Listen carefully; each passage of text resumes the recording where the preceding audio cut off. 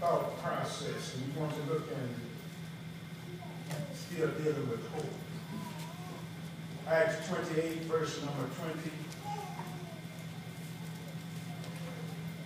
For this cause, therefore, have I called for you, to see you and to speak with you, because that for the hope of Israel I am bound with this chain. I want you to look at that last clause that it says, because that for the hope of Israel I am bound with this chain. All right? I want to talk about Christ, the hope of Israel. Christ, the hope of Israel. Now, I know what you all are saying. Well, why do you want to talk to us about Israel? We're not Israel. Our faith is grounded in the Israelite faith. All right. We spring from there. In the Old Testament, Israel was God's chosen people. Are y'all here with me?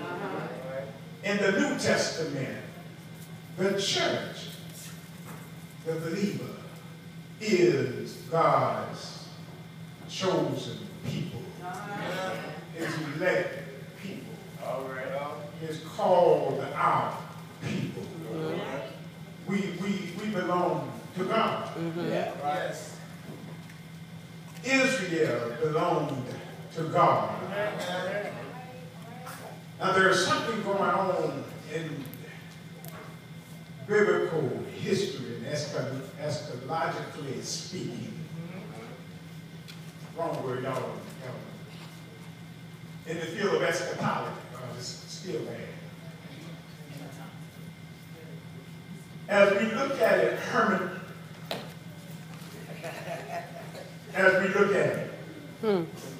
God is doing something different with Israel now.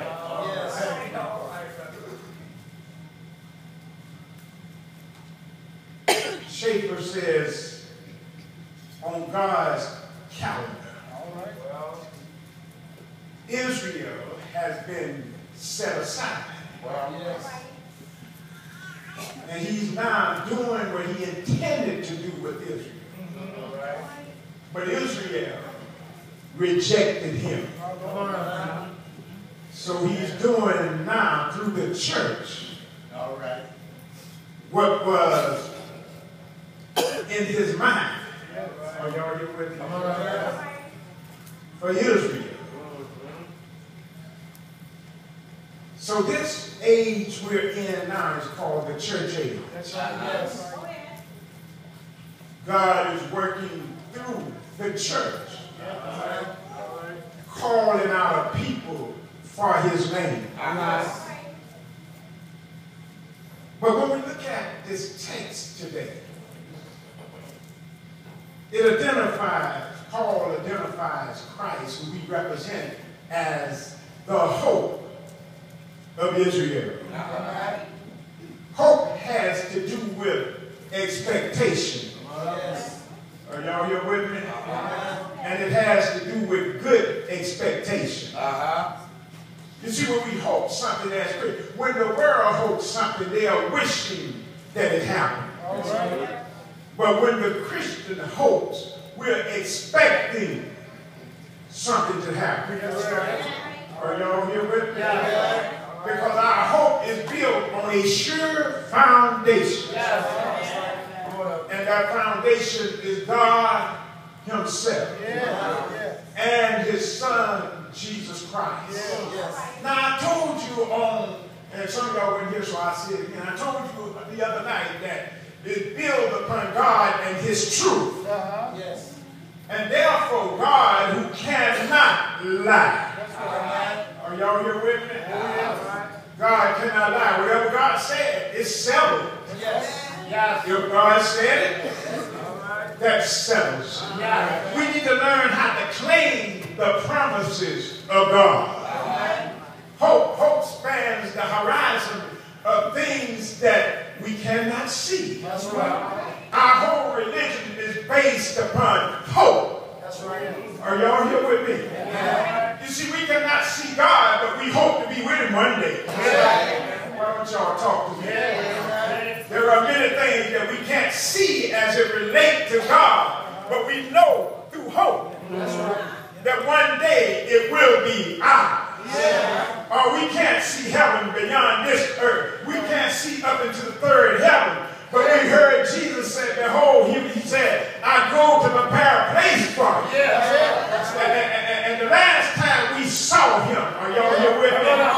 He was on his way up. Yeah. And he hasn't bodily returned yet. Are y'all going to pray with me? We call that the ascension. He was headed to glory. Yeah. And he said, let these words, I go to prepare a place for you. And then when I go, this is where our hope comes in. I will come again and receive you unto myself.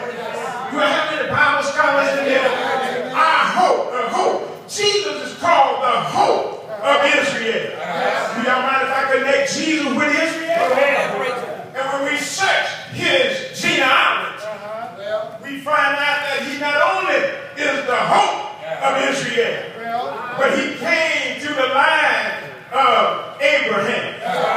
Abraham is the father of the Jews and the father of the faithful. I wish I had time to work with that. Jesus came through Abraham. So this makes him the hope of the Jews because they were looking for him as a Messiah. Is it all right to praise him? Now, he didn't come the first time as Messiah. I'll get to that later. He came under a different role, but I need to let you know that we have hope in Jesus. You do remember that there were many prophecies that talked about Jesus coming into the world. There were many types that said, that pointed to or that was foreshadowing Christ, our Redeemer. Or I need to let you know that Israel didn't have Christ in the flesh like we do today. But they had a hope in him that was grounded in the fact that he just kept revealing himself. We too are hoping one day to see Jesus. You and I have not seen him in the flesh, or we have not seen him bodily. Is it all right to praise him? But one day we will see him. We will see him in the flesh. You know, we talk about a resurrection, which also has to do with hope. And there are some things in this text before I get off. I need to let you know that Paul is now in Rome. If I was going to outline this text, I would talk about maybe about three things. Are y'all here with me? I would talk about his arrival. I would talk about his assembling of the Jews together. Is it all right to preach? Then I would talk about his announcement concerning God. See, when Paul got to Rome, do y'all mind if I back up for a minute? His arrival to Rome, I like to look back because his getting to Rome was not an easy journey. You see what I'm trying to say to you for the year of 2013, it's not going to be easy sailing all the time. Paul boarded a ship for Rome, but before they could get to Rome, the ship wrecked. Somebody ought to help me right here. Every now and then in your life, you're going to have some shipwrecks. Why don't y'all talk to me? When your health gets bad, your ship wrecked. When your finance gets bad, your ship has wrecked. Is it all right to preach? When your home goes to pieces, your ship has wrecked. Is it all right to praise him? When your children cut up and acting a fool. Help me somebody. I didn't say your children were fools. I say they acting a fool. Your ship has wrecked. Anybody know what I'm talking about? Have you ever been there where you can't make ends meet? I wish I had somebody. If your ship ain't wrecked, it doesn't burn the ground. Is it all right to praise him?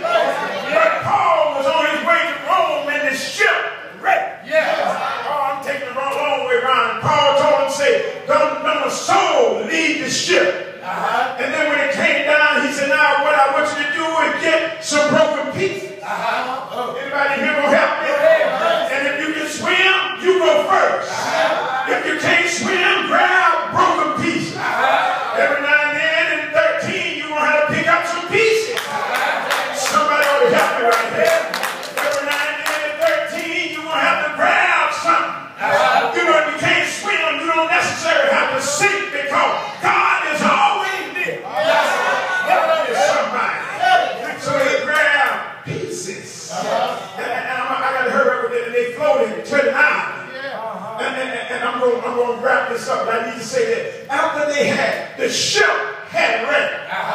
And normally when your ship would come apart, you're saying, this just can't get no worse. And when you think it can't get no worse, it gets worse. Come on. It's all right to praise him. Paul wasn't worried about it, but they were watching Paul because Paul had told them to say, be a good cheer. But the Lord is with us.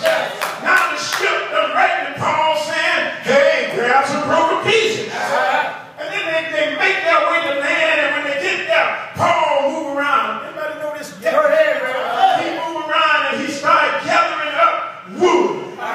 He started putting it in bundles, and as he put it in bundles to warm them all up, and then he put the fire to the bundles. And then a poisonous viper was in the bundles, and the heat made it get out the bundles. Is it all right to praise him? Are y'all gonna get that with that shipwreck?